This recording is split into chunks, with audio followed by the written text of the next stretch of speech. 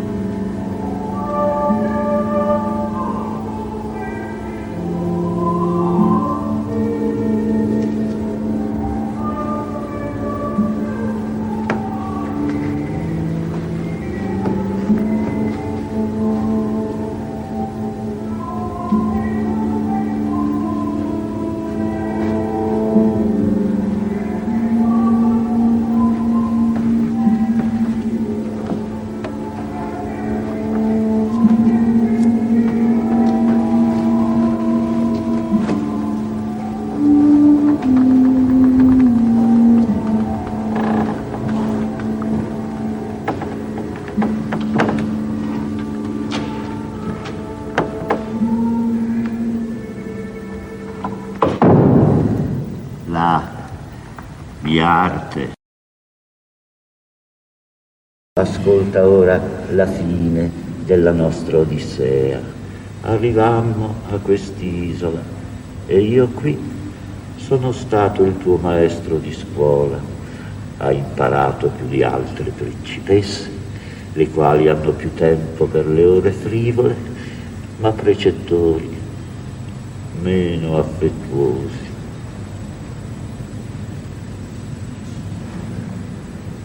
Ora io mi alzo, tu quieta, riposa. Ma è un pensiero che continua a battermi dentro.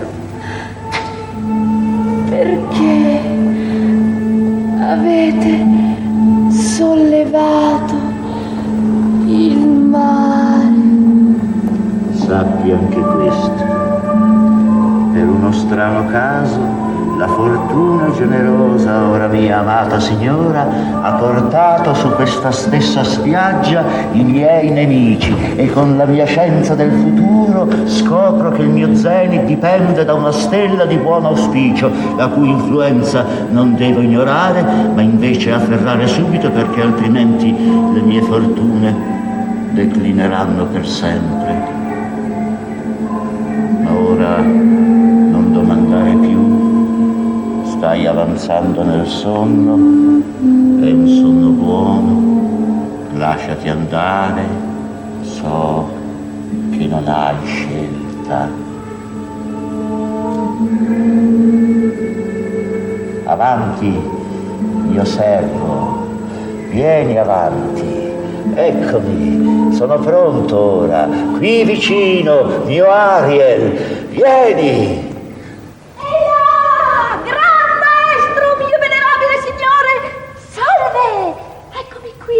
Per eseguire quello che piace a te. Si tratti di volare, nuotare, tuffarsi nel fuoco, cavalcare i ricci delle nubi. Al tuo comando imperioso si piega Ariel, con tutti i suoi aiuti. Dimmi, spirito, hai inscenato a dovere la tempesta che ti avevo ordinato? Punto per punto! Sono salito a bordo della nave del re. E ora prua, ora poppa, ora sul ponte. In ogni cabina io ho fiammeggiato terrore. A volte mi dividevo e bruciavo in molti luoghi contemporaneamente. Sull'albero maestro, sulle antenne in compresso io ardevo come fiamme diverse. E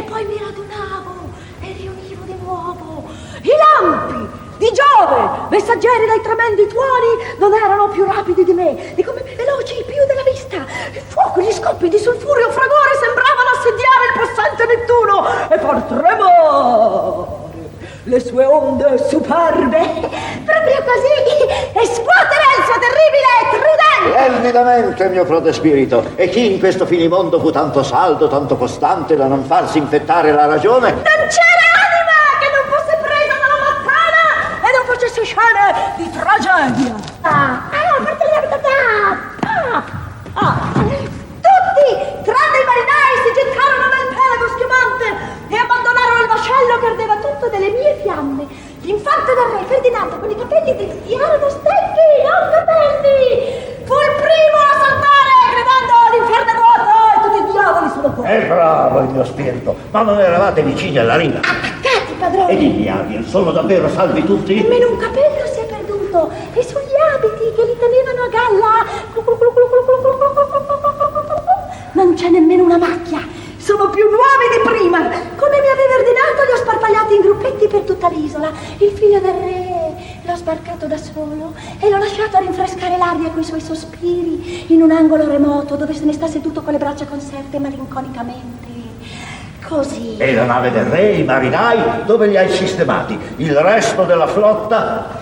All'ancora, la nave del re, nella baia profonda in cui tu una volta mi evocasti a mezzanotte perché ti procurassi rugiada dalle Bermude tormentate dai venti. Ecco dove è nascosta. I marinai li ho stivati tutti sotto i pocaporti e li ho messi a dormire aggiungendo un incanto alla fatica. In quanto il resto della flotta, tutte le navi che avevo disperso si sono riunite di nuovo e solcano le onde del Mediterraneo tornando tristemente verso Napoli. Credono di aver visto naufragare la nave del re e affogare il corpo di sua maestà. Ariel, hai eseguito perfettamente la tua parte, ma c'è altro lavoro.